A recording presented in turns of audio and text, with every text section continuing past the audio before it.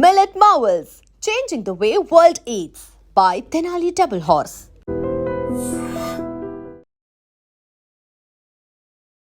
Hi hello namaste welcome to I Dream. నేను మీ శ్రావ్య.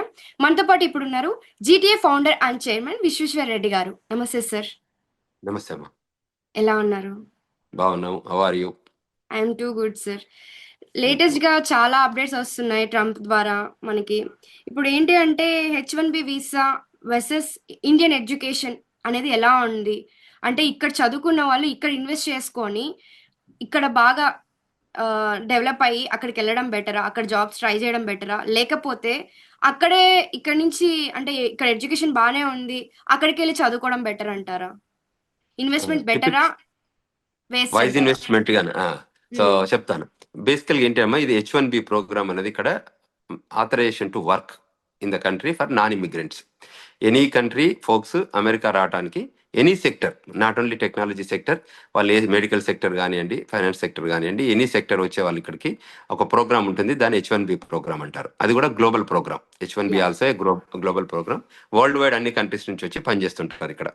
Doctors రావచ్చు, నర్సెస్ రావచ్చు, తర్వాత ఎవరైతే అంటే టెక్నాలజీలో సివిల్ ఇంజనీర్స్ రావచ్చు, మెకానికల్ ఇంజనీర్స్ రావచ్చు, యూ నేమ్ ఇట్, లీగల్ గా ఉన్న అటార్నీస్ కూడా రావచ్చు. వాళ్ళంతా కూడా ఇక్కడ వచ్చి చదువుకోవాలి. సో కొందరు ఏం చేస్తారంటే ఇక్కడికి వచ్చి మాస్టర్స్ చదువుకొని దెన్ H1B ప్రోగ్రామ్ సైడ్ వెళ్తారు. కొందరు ఇండియాలో ఎక్స్పీరియన్స్ ఉండి ఇండియాలో పనిచేసిన వాళ్ళు ఇక్కడికి వచ్చి డైరెక్ట్ H1B ప్రోగ్రామ్ రావచ్చు. సో కాకపోతే H1B ప్రోగ్రామ్ యుఎస్ లో ఎలా ఉంటుందంటే, మాస్టర్స్ కేటగిరీ వాళ్ళకి ఒక 20,000 H1B వీసాలు ఇస్తారు. నాన్ మాస్టర్స్ అంటే అండర్ గ్రాడ్ ఉన్న వాళ్ళకి, అంటే ఇక్కడ గ్రాడ్ స్టడీస్ ఉంటారు కదా, ఇక్కడ ఆ గ్రాడ్ స్టడీ చేసే వాళ్ళకి 65,000 ఇస్తారు. సో టోటల్ ఒక 85,000 కాదు, వీసాస్ అంటే నంబర్ ఆఫ్ వీసాస్ ఇవ్వడం. Okay, number of visas provide చేయడం, ప్రొవైడ్ చేయడం లిమిట్ అన్నట్టు ఇప్పుడు ఇది. Okay. So 65,000 general quota and 20,000 masters quota. Okay. So వాళ్ళు యాన్యువల్లీ, ఎవ్రీ ఇయర్ యాన్యువల్లీ మార్చిలో రిజిస్ట్రేషన్స్ ఉంటాయి, ఏప్రిల్లో వాళ్ళ ఫైలింగ్స్ ఉంటాయి. ఒక 90 days ఇస్తారు H1B ఫైలింగ్ కి. 90 days లోపల ఎవ్రీ ఇయర్ ఇది 85,000 బ్రాండ్ న్యూ H1s, అంటే బయటి దేశాల నుంచి వచ్చే వాళ్ళకు మొట్టమొదటిసారి H1 ప్రోగ్రామ్ కి ఎలిజిబుల్ ఉండే వాళ్ళకి. ఆల్రెడీ ఎగ్జిస్టింగ్ H1B ప్రోగ్రామ్ లో ఉన్న వాళ్ళకి ఎక్స్టెన్షన్స్ కి కౌంట్ లో కిందకి రారు.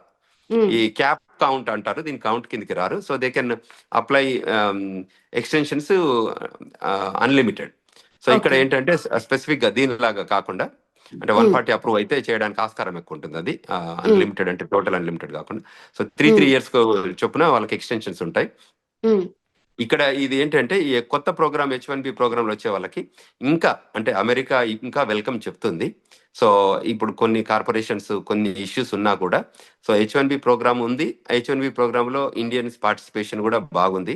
సో చాలా మంది అక్రాస్ ద యునైటెడ్ స్టేట్స్ చాలా మంది వస్తూ ఉన్నారు. అంటే F1 ఉన్న వాళ్ళు అప్లై చేసుకుంటున్నారు, అంటే యుఎస్ మాస్టర్స్ చేసిన వాళ్ళు. అదేవిధంగా ఇండియా నుంచి వచ్చిన వాళ్ళు, ఇండియా నుంచి వచ్చే వాళ్ళు, ఇండియాలో ఐటీ జాబ్ చేస్తున్న వాళ్ళు రావచ్చు, ఇండియాలో అండర్ గ్రాడ్ చేసేసి గ్రాడ్ స్టడీస్ కున్న వాళ్ళు వాళ్ళు రావడానికి H1B ప్రోగ్రామ్, గ్రాడ్ అయిపోయాక H1B ప్రోగ్రామ్ కూడా ఎలిజిబిలిటీ ఉంటుంది. సో వాళ్ళు కూడా రావడానికి ఆస్కారం ఉంది. సో అందులో ఇప్పుడప్పుడే ప్రోగ్రామ్ స్టాప్ ఏం చేయలేదు, ప్రోగ్రామ్ లో మేజర్ గా చేంజ్ చేయలేదు. కాకపోతే ఏంటంటే H1B ప్రోగ్రామ్ లో ఆడిట్ ఎక్కువ చేస్తున్నారు, సిబిపి యాక్టివిటీ ఎక్కువ అవుతుంది, పోర్ట్ ఆఫ్ ఎంట్రీలో వెరిఫికేషన్ ఎక్కువ అవుతుంది, ఇంటర్వ్యూ క్వశ్చన్స్ ఇంక్రీజ్ చేశారు. తర్వాత జాబ్ ఏదైతే మనము H1B ప్రోగ్రామ్ లో పెడుతున్నామో, ఈ జాబ్ లో ఇక్కడ పనిచేస్తున్నామని చెప్తున్నామో, అక్కడికి సైట్ ఆడిట్ కి పంపిస్తున్నాం ఆఫీసర్లను. ఏజెంట్లు ఉంటారు, సిబిపి ఏజెంట్లు కానివ్వండి, వాళ్ళు యుఎస్ఎస్ ఆఫీసర్స్ కానివ్వండి, ఐస్ ఆఫీసర్స్ కానివ్వండి, వేరియస్ ప్లేసెస్ లోకి వెళ్ళి వెరిఫై చేస్తున్నారు మనం ఏదైతే జాబ్ ఉందా లేదా, జాబ్ పెట్టింది అప్లికేషన్ ఫామ్ లో పెట్టిన లొకేషన్ లో ఈ ఎంప్లాయీ కరెక్ట్ గా పనిచేస్తున్నారా లేదా, అప్లికేషన్ లో పెట్టిన జాబ్ డ్యూటీసే చేస్తుండ్రా లేకపోతే ఇంకేదైనా జాబ్ చేస్తుండ్రా, అంటే H1B ప్రోగ్రామ్ అని పెట్టేసి ఒక గ్యాస్ స్టేషన్ లో పనిచేస్తారా, గ్రాసరీ షాప్ లో పనిచేస్తున్నారా, లిక్కర్ షాప్ లో పనిచేస్తున్నారా అని వెరిఫికేషన్ చేస్తారు. సో ఆ వెరిఫికేషన్ పెరిగింది కంపేర్ టు ప్రీవియస్ ఇయర్స్ కంటే ఈసారి పెరిగింది. పెరిగినప్పుడు ఏమవుతుంది చెప్పుకోవచ్చు. ఆ ఆడిట్ లో కొన్ని ఫెయిల్యూర్స్ కూడా ఉంటాయి. అంటే ఆడిట్ జరుగుతున్నప్పుడు ఏమవుతాయి, వెరిఫికేషన్ లో ఫెయిల్ అయినప్పుడు ఏమవుతుంది, వాళ్ళని డిపోర్ట్ చేస్తారు, వాళ్ళని ఇండియాకి పంపించేస్తారు. హోమ్ కంట్రీ డిపోర్ట్ అన్నట్టు, అది ఇండియా కానీ ఏ కంట్రీ కానీ హోమ్ కంట్రీకి పంపించేస్తారు. ఒకవేళ ఆ ప్రాసెస్ లో వాళ్ళకి జాబ్ గాని పోయింది అనుకోండి, అంటే వాళ్ళు వచ్చి చెక్ చేసే లోపల వాళ్ళ పరిస్థితి ఏమంటారు? డిపోర్ట్ H1B క్యాన్సిల్ చేస్తారు. వాళ్ళు వెరిఫికేషన్ లో ఫెయిల్ అయితే దానికి H1B క్యాన్సిల్ చేస్తారు, మళ్ళీ వాళ్ళు they have to leave the country. Okay. మళ్ళీ సో ఇది మళ్ళీ కొత్త కొంచెం స్ట్రిక్ట్ అయిందని చెప్పుకోవచ్చు. కరెక్ట్. ఆ ప్రాసెస్ బాగా స్ట్రిక్ట్ అయింది. ప్రోగ్రామ్స్ ఏమే ఉన్నా గానీ ప్రాసెస్ మాత్రం చాలా స్ట్రిక్ట్ చేశారు. ఆఫీసర్స్ ఎక్కువ చేశారు. ఇప్పుడు ఈవెన్ వాషింగ్టన్ డీసీలో ఈవెన్ ఫెడరల్ ఏజెంట్స్ కూడా చాలా మంది ఇప్పుడు డిప్లాయ్ చేశారు. సో అందువల్ల చాలా చేంజెస్ వస్తున్నాయి. అంటే ట్రంప్ అడ్మినిస్ట్రేషన్ వచ్చాక ఏదైతే ప్రాసెస్ ను బాగా స్ట్రిక్ట్ చేశారు. ఓకే. Okay sir. అంటే టిపికల్ గా ఇప్పుడు H1B ప్రోగ్రామ్ లో ఇష్యూస్ ఏం లేవు. ఓన్లీ థింగ్ ఏంటంటే మేజర్ గా ఆడిట్స్ అనేది ఎక్కువ జరుగుతున్నాయి. సైట్ ఆడిట్లు ఇవన్నీ ఎక్కువ జరుగుతున్నాయి కాబట్టి దానికి కేర్ఫుల్ గా ఉండాల్సిన పరిస్థితి ఉంటుంది. సో జాగ్రత్తగా మనం ఏదైతే అప్లికేషన్ ఫామ్ లో పెడుతున్నామో అది మాత్రం కరెక్ట్ గా ఉండేటట్టు చూసుకోవాలి. కరెక్ట్ జాబ్ లొకేషన్స్ లో ఉండాలి. ఒక జాబ్ నుంచి ఇంకొక జాబ్ కు మూవ్ అయితే మళ్ళీ మనం దాన్ని కూడా డిక్లేర్ చేయాలి. సో దాన్ని అమెండ్మెంట్ H1B అంటారు. సో అంటే H1B ఫైల్ చేశాక ఒకవేళ ఎంప్లాయ్మెంట్ కంప్లీట్ అయిపోయి ఇంకో ఎంప్లాయ్మెంట్ లొకేషన్ దగ్గరికి వెళ్తే అప్పుడు మనం ఏం చేస్తామంటే అమెండ్ చేస్తాం H1B.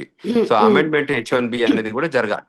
సో ఆ లైన్ లోనే జరిగితే బాగుంటుంది. సో అందువల్ల as long as that H1B programme లో ఉన్న రూల్స్ అబైడ్ అయ్యి ఆ పాలసీస్ ని అబైడ్ అయితే అక్కడ ఏమి ఇబ్బంది లేదమ్మా.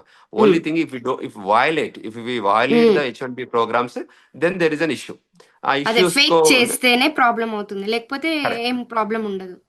ఏం ప్రాబ్లం ఉండదు. సో అంచేత ఆ లైన్ లో ఆ స్ట్రీమ్ లైన్ లో మనం వర్క్ చేయగలిగి ఆ ఫ్రేమ్ వర్క్ లో మనం ఉండగలిగితే we're all good. There is no second date. ఇంకా స్టిల్ H1B ప్రోగ్రామ్ ఉంది.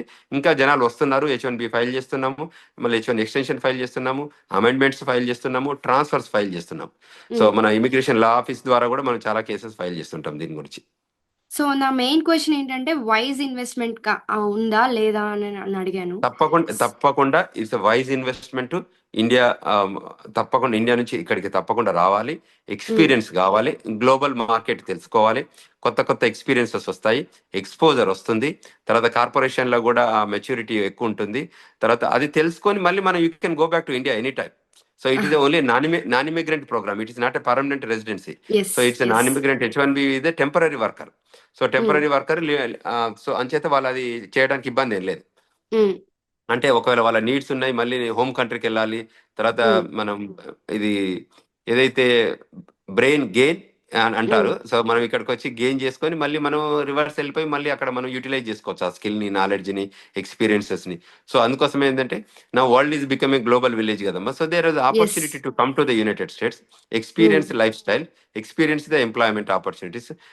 ఇది ఎక్స్పోజర్ వస్తుంది, తర్వాత మనకి నెట్వర్కింగ్ వస్తుంది, తర్వాత ఈ కంపెనీ ఎక్స్పీరియన్స్ తోని మళ్ళీ ఇండియా వెళ్ళి మనం ఇంకా మంచి కంపెనీలో కూడా పనిచేసుకోవచ్చు కావాలనుకునే వాళ్ళకి.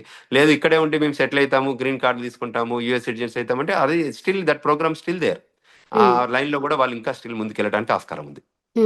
గ్లోబల్ మార్కెట్ ని ఎక్స్పోజర్ చేయాలి అనుకున్న వాళ్ళకి H1B వీసా అనేది మనకి ఒక బెస్ట్ ఇన్వెస్ట్మెంట్ అంటారు. Correct. Yeah sir, thank you so much sir. Thank you. And for more videos, Please subscribe to iDream. Please subscribe to iDream. Please subscribe iDream. And please subscribe to iDream. For more videos, subscribe to iDream. please like, share and subscribe to the channel. Congratulations, iDream. Subscribe to iDream. Subscribe to iDream. So subscribe to iDream Media. iDream ki iDream team andarki huge congratulations. Please subscribe iDream Media. Please subscribe to iDream. Subscribe iDream. Please subscribe to iDream. iDream అంటే నా కళల channel subscribe చేసుకున్న నోరు తిరుగుతలేదు, మీరైతే గంట గుర్తు కొట్టండి. For more such videos, please subscribe to iDream. Subscribe to iDream. Please subscribe to iDream. Please subscribe iDream Media. Please do subscribe to iDream. Please subscribe to iDream Media. For best entertainment and information, please subscribe iDream. And don't forget to subscribe to iDream.